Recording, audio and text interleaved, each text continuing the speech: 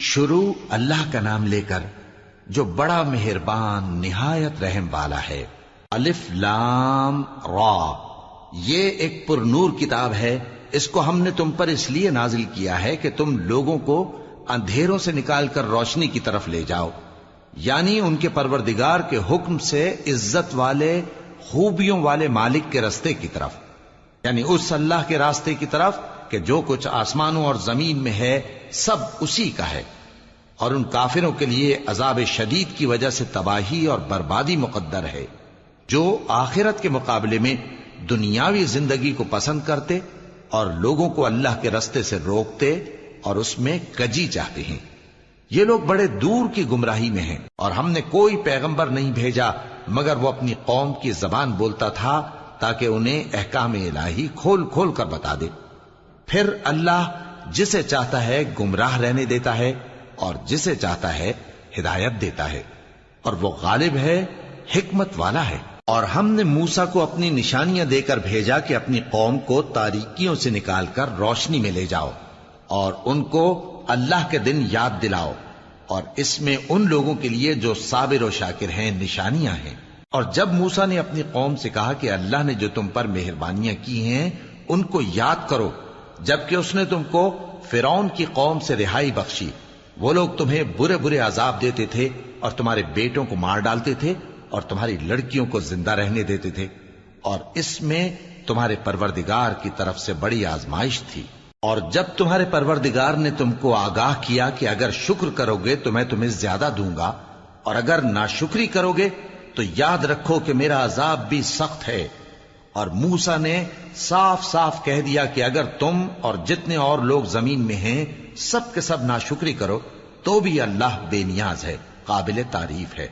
بھلا تم کو ان لوگوں کے حالات کی خبر نہیں پہنچی جو تم سے پہلے تھے، یعنی نوح اور عاد اور سمود کی قوم اور جو ان کے بعد تھے، جن کا علم اللہ کے سوا کسی کو نہیں۔ جب ان کے پاس ان کے پیغمبر نشانیاں لے کر آئے تو انہوں نے اپنے ہاتھ ان کے منہوں پر رکھ دیے کہ خاموش رہو، اور کہنے لگے کہ ہم تو تمہاری رسالت کو تسلیم نہیں کرتے، اور جس چیز کی طرف تم ہمیں بلاتے ہو ہم کو اس میں بھاری شک ہے۔ ان کے پیغمبروں نے کہا، کیا تم کو اللہ کے بارے میں شک ہے جو آسمانوں اور زمین کا پیدا کرنے والا ہے؟ وہ تمہیں اس لیے بلاتا ہے کہ تمہارے گناہ بخشے اور ایک مدت مقرر تک تم کو مہلت دے۔ وہ بولے کہ تم تو ہمارے ہی جیسے آدمی ہو، تمہارا یہ منشا ہے کہ جن چیزوں کو ہمارے بڑے پوجتے رہے ہیں ان کے پوجنے سے تم ہمیں روک دو، تو اچھا کوئی کھلی دلیل لاؤ، یعنی معجزہ دکھاؤ۔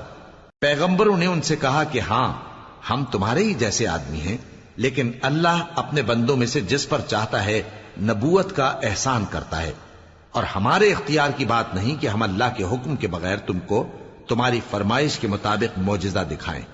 اور اللہ ہی پر مومنوں کو تو بھروسہ رکھنا چاہیے۔ اور ہم کیوں اللہ پر بھروسہ نہ رکھیں حالانکہ اس نے ہم کو ہمارے دین کے سیدھے رستے بتائے ہیں، اور جو تکلیفیں تم ہم کو دیتے ہو اس پر ہم صبر کریں گے، اور اہل توکل کو تو اللہ ہی پر بھروسہ رکھنا چاہیے۔ اور جو کافر تھے انہوں نے اپنے پیغمبروں سے کہا کہ یا تو ہم تم کو اپنے ملک سے باہر نکال دیں گے یا تم ہمارے مذہب میں واپس آ جاؤ۔ بس ان کے پروردگار نے ان کی طرف وحی بھیجی کہ ہم ظالموں کو ہلاک کر دیں گے اور ان کے بعد تم کو اس زمین میں آباد کر دیں گے۔ یہ اس شخص کے لیے ہے جو قیامت کے روز میرے سامنے کھڑے ہونے سے ڈرے اور میرے عذاب سے خوف کرے۔ اور پیغمبروں نے اللہ سے فتح چاہی اور ہر سرکش ضدی نامراد رہ گیا۔ اس کے پیچھے دوزخ ہے اور اسے پیپ والا پانی پلایا جائے گا، وہ اس کو گھونٹ گھونٹ کر کے پیے گا اور گلے سے نہیں اتار سکے گا، اور ہر طرف سے اسے موت آ رہی ہوگی مگر وہ مرنے میں نہیں آئے گا، اور اس کے بعد سخت عذاب ہوگا۔ جن لوگوں نے اپنے پروردگار سے کفر کیا ان کے اعمال کی مثال راکھ کی سی ہے کہ آندھی کے دن اس پر زور کی ہوا چلے جو اسے اڑا لے جائے۔ اسی طرح جو کام وہ کرتے رہے ان پر ان کو کچھ قابو نہ ہوگا۔ یہی تو پرلے سرے کی گمراہی ہے۔ کیا تم نے نہیں دیکھا کہ اللہ نے آسمانوں اور زمین کو تدبیر سے پیدا کیا ہے؟ اگر وہ چاہے تو تم کو نابود کر دے اور تمہاری جگہ نئی مخلوق پیدا کر دے۔ اور یہ اللہ کو کچھ بھی مشکل نہیں۔ اور قیامت کے دن سب لوگ اللہ کے سامنے کھڑے ہوں گے تو غریب پیروکار بڑے بن بیٹھنے والوں سے کہیں گے کہ ہم تو تمہارے پیرو تھے، کیا تم اللہ کا کچھ عذاب ہم پر سے دفع کر سکتے ہو؟ وہ کہیں گے کہ اگر اللہ ہم کو ہدایت کرتا تو ہم تم کو ہدایت کرتے۔ اب ہم گھبراہٹ ظاہر کریں یا صبر کریں ہمارے حق میں برابر ہے، کوئی جگہ رہائی کی ہمارے لیے نہیں ہے۔ اور جب حساب کتاب کا کام فیصل ہو چکے گا تو شیطان کہے گا جو وعدہ اللہ نے تم سے کیا تھا وہ تو سچا تھا، اور جو وعدہ میں نے تم سے کیا تھا وہ جھوٹا تھا، اور میرا تم پر کسی طرح کا زور نہیں تھا۔ ہاں، میں نے تم کو گمراہی اور باطل کی طرف بلایا تو تم نے جلدی سے اور بے دلیل میرا کہنا مان لیا۔ تو آج مجھے ملامت نہ کرو، اپنے آپ ہی کو ملامت کرو۔ نہ میں تمہاری فریاد رسی کر سکتا ہوں اور نہ تم میری فریاد رسی کر سکتے ہو۔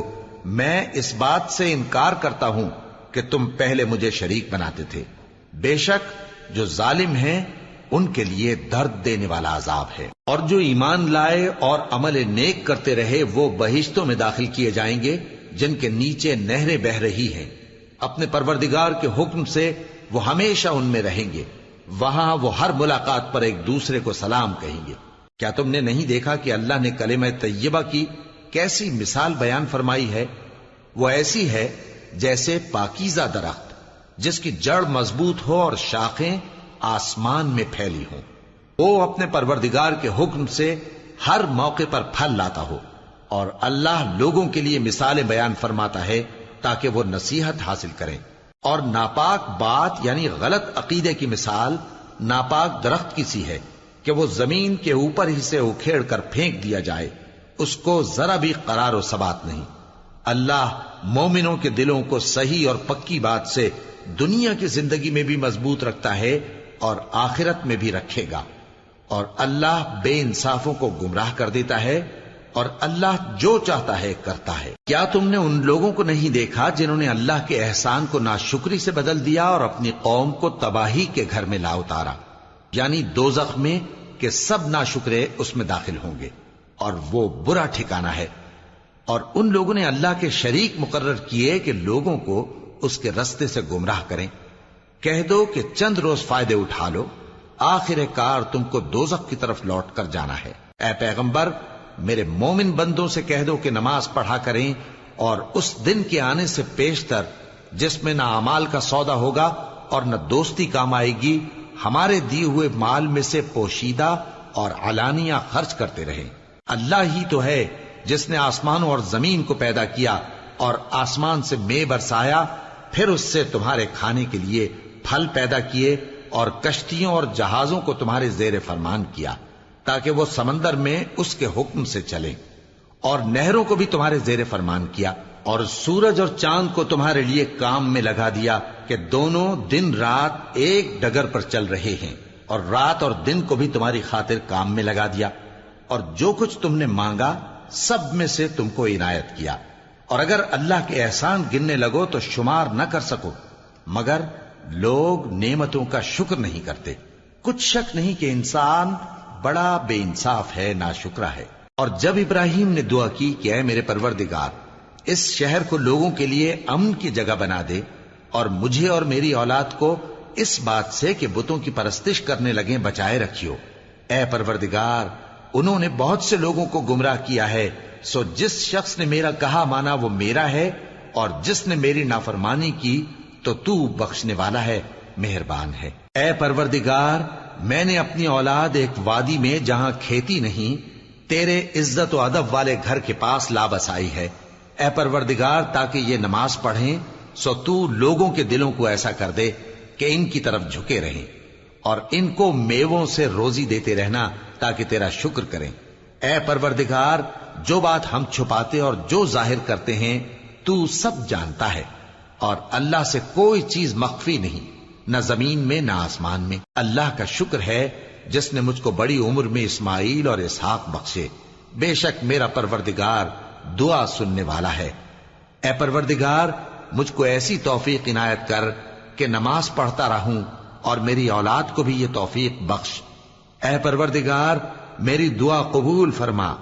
اے پروردگار، حساب کتاب کے دن میری اور میرے ماں باپ کی اور مومنوں کی مغفرت کیجو۔ اور مومنوں یہ نہ سمجھنا کہ یہ ظالم جو کام کر رہے ہیں اللہ ان سے بے خبر ہے، وہ ان کو اس دن تک مہلت دے رہا ہے جبکہ دہشت کے سبب آنکھیں پھٹی کی پھٹی رہ جائیں گی اور لوگ سر اٹھائے ہوئے میدان قیامت کی طرف دوڑ رہے ہوں گے، ان کی نگاہیں خود اپنی طرف لوٹ نہ سکیں گی اور ان کے دل مارے خوف کے ہوا ہو رہے ہوں گے۔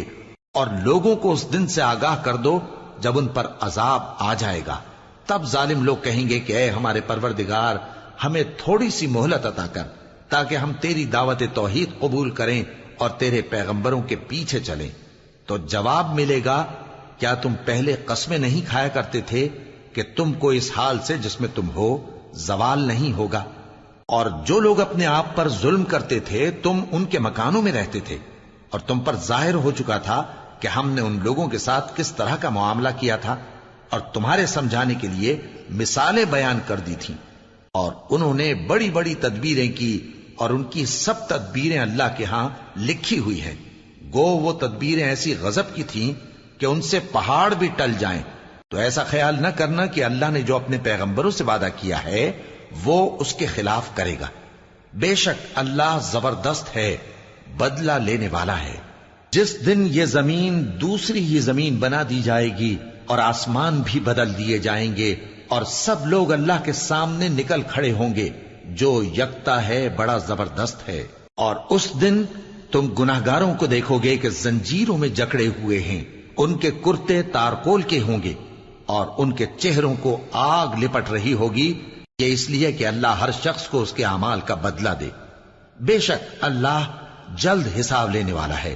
یہ قرآن لوگوں کے نام اللہ کا پیغام ہے تاکہ ان کو اس سے ڈرایا جائے اور تاکہ وہ جان لیں کہ وہی اکیلا معبود ہے اور تاکہ اہل عقل نصیحت حاصل کریں۔